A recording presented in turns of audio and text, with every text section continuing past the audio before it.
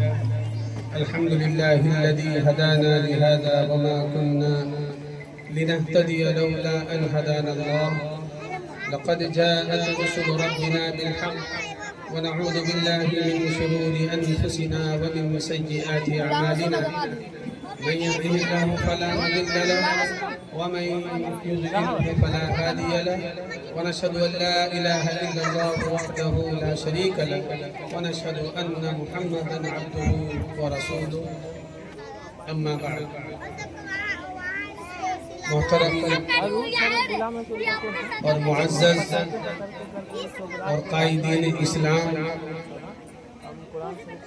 Stage پر موجود قوم کے خیر خواہ اور قوم کے ہمدرد ہمارے علماء اسلام اور دیگر معزز سامعین، باہمت اور حوصلہ مند نوجوانوں اور مشفق اور مہربان بزرگوں اور خواتین اسلام اور عزیز بچیاں،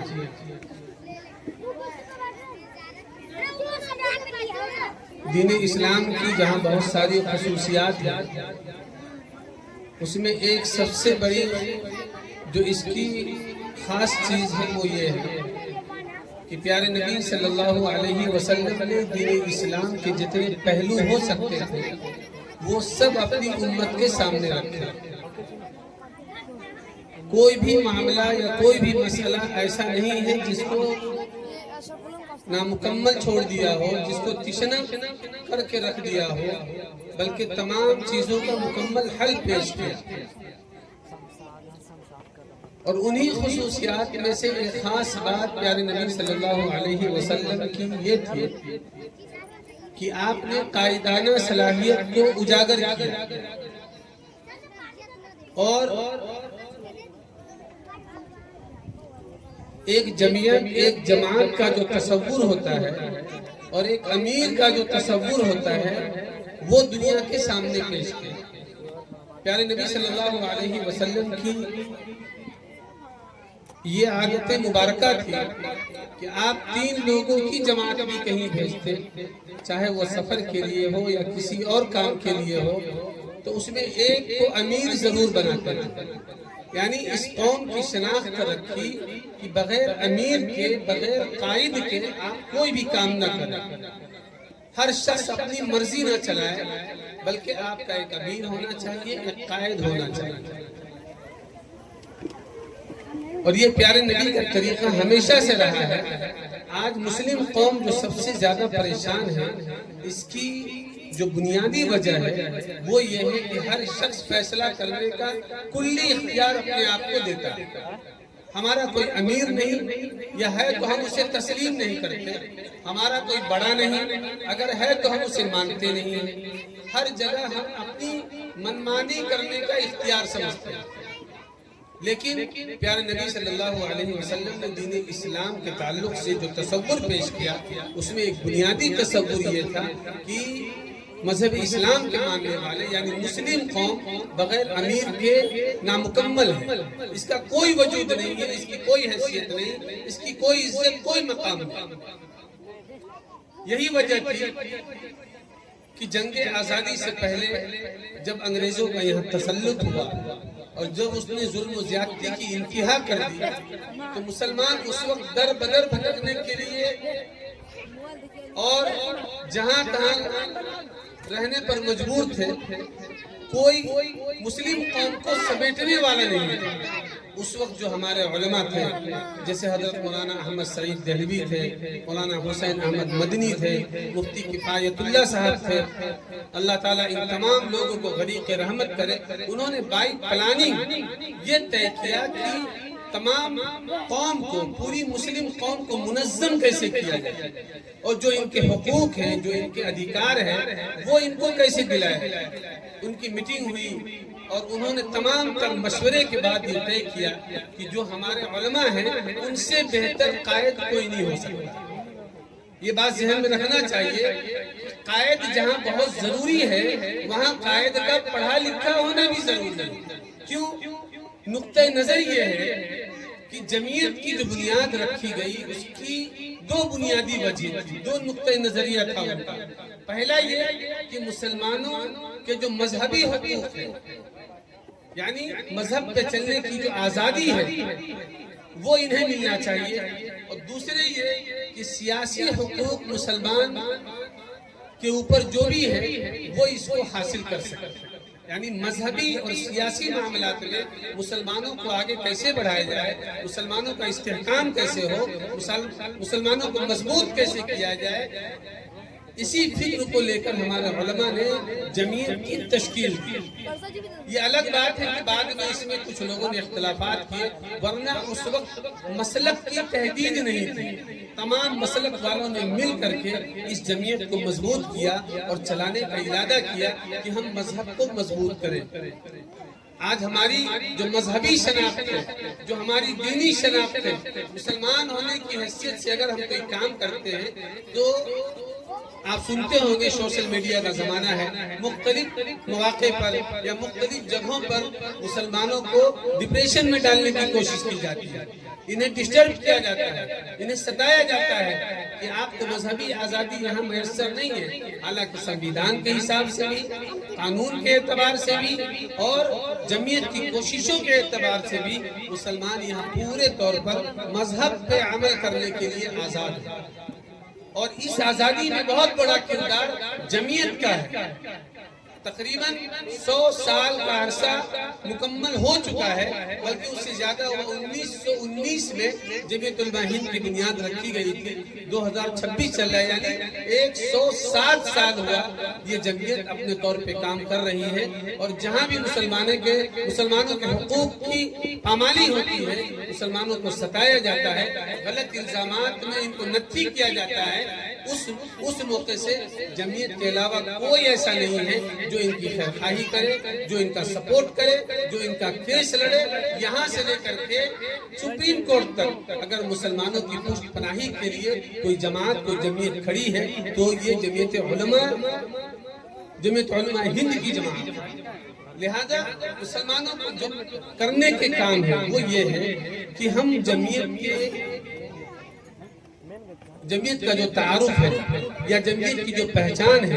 اسے جانیں، اور دوسری چیز یہ کہ ہم جمعیت کا سپورٹ کریں۔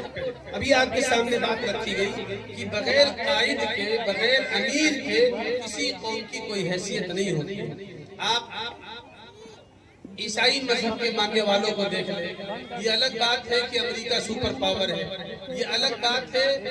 کہ بہت سارے عیسائی ممالک ٹیکنالوجی کے معاملے میں، دولت اور سمپتی کے معاملے میں بہت آگے ہیں، لیکن اس کے باوجود ان کا جو ایک مذہبی پیشوا ہوتا ہے جس کو دھرم گرو کہتے ہیں اور اس کو پوپ کے نام سے جانا جاتا ہے، اس کا فیصلہ آخری فیصلہ ہوتا ہے۔ یعنی عیسائی ممالک کو آپ دیکھیں، عیسائی تعداد کو دیکھیں، دنیا کی سب سے بڑی جماعت عیسائیوں کی ہے، دنیا میں سب سے زیادہ طاقتور پیسے کے اعتبار سے، عقل کے اعتبار سے، سوچ کے اعتبار سے، ٹیکنالوجی کے اعتبار سے، تعلیم کے اعتبار سے ایک نمبر پہ اگر کہا جائے تو غلط نہیں ہوگا کہ عیسائی قوم ہے۔ اس کے باوجود جب وہ کوئی فیصلہ کرتے ہیں تو اپنے پوپ کے مشورے کے بنا نہیں کرتے، لیکن یہ مسلمانوں کی بدنصیبی ہے کہ ہم لوگ جتنے فیصلے ہیں ہم خود کرتے ہیں، چاہے وہ غلط ہو، صحیح ہو، نقصان ہو، کچھ بھی ہو جائے، ہم اپنے فیصلے خود کرنے کا اختیار سمجھتے ہیں۔ حالانکہ ہمارے سروں پہ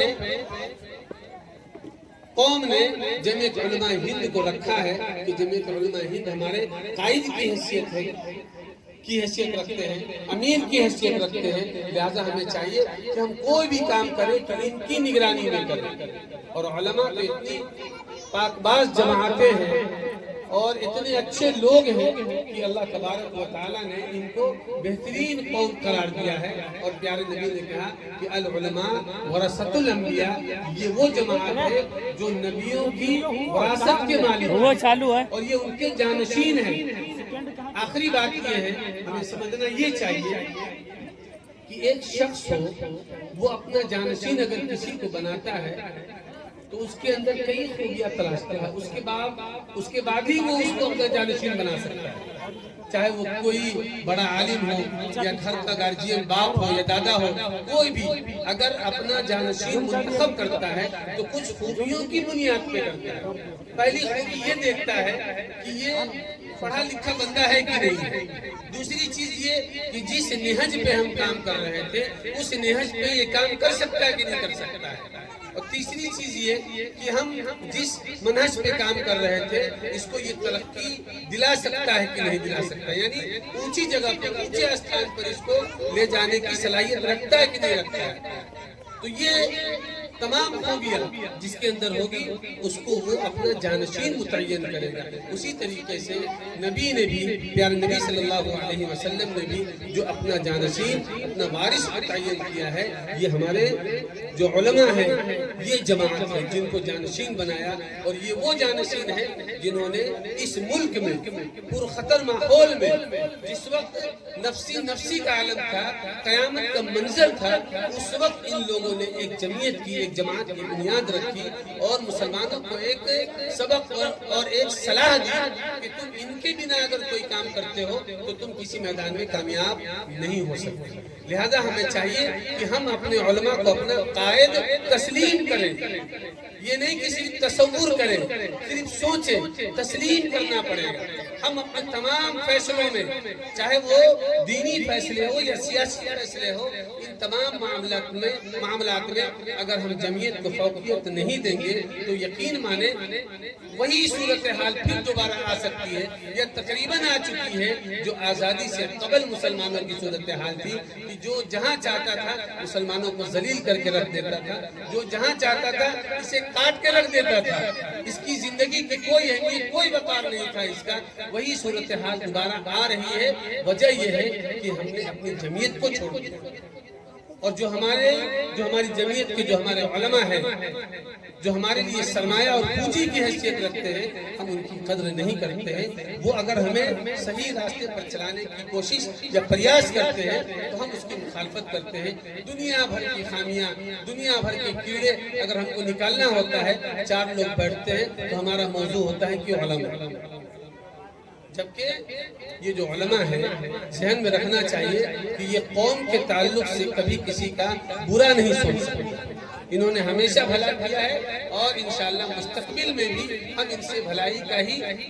یقین رکھتے ہیں، امید نہیں رکھتے، یقین رکھتے ہیں کہ یہ ہمارا بھلا ہی چاہیں گے۔ لہذا جمعیت کے بینر تلے اصلاح معاشرہ کا یہ پروگرام رکھا گیا ہے، اور اس بات کو ہمیں سمجھ لینا چاہیے کہ یہ فکر مند تھے اس لیے یہ پروگرام رکھا۔ اصلاح معاشرہ یہ مسلمانوں کی بنیاد ہے۔ اگر ہمارا معاشرہ صحیح نہیں ہے، دنیا بھر کی عبادتیں کر لے، دنیا بھر کا علم حاصل کر لے، اگر تربیت نہ ہو اور سماج کی اصلاح نہ ہو تو ہم نہ اچھے افراد پیدا کر سکتے ہیں، نہ کسی تعلیمی میدان میں کام کر سکتے ہیں، اور نہ ہم دنیاوی معاملات میں اپنی پہچان، اپنی شناخت بنا سکتے ہیں۔ اگر ہمیں یہ تمام چیزیں چاہیے بیک وقت، تو ہمیں چاہیے کہ ہم اپنے معاشرے کو، اپنے گھروں کو ٹھیک کریں۔ قُوا أَنفُسَكُمْ وَأَهْلِيكُمْ نَارًا، پہلے اپنے آپ کو ٹھیک کرو، اس کے بعد تمہارا معاشرہ خود بخود ٹھیک ہو جائے گا۔ اصل بیماری کیا ہے اصلاح معاشرہ کے تعلق سے؟ یہ آخری بات ہے کہ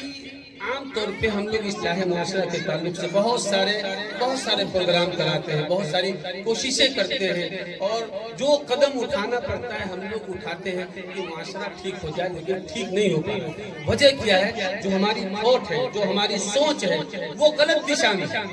اصل یہ ہے کہ ہم معاشرے کو سدھارنا چاہتے ہیں، اس سے کبھی معاشرہ ٹھیک نہیں ہو سکتا۔ جان لیجیے یہ بات، یہ اللہ کا فیصلہ ہے کہ اگر ہم معاشرے کو ٹھیک کرنا چاہیں گے نہیں ٹھیک ہوگا، خود کو ٹھیک کریں پہلے۔ قُوا أَنفُسَكُمْ وَأَهْلِيكُمْ نَارًا، پہلے خود کو ٹھیک کرو۔ ہم معاشرے کے ایک مضبوط حصہ ہے، اگر ہم ٹھیک ہو جاتے ہیں تو معاشرہ ٹھیک ہوتا ہے۔ ہم لوگ جو سوچتے ہیں وہ یہ ہے کہ پورا معاشرہ بگڑا ہوا ہے میرے علاوہ، سب خراب ہے میرے علاوہ،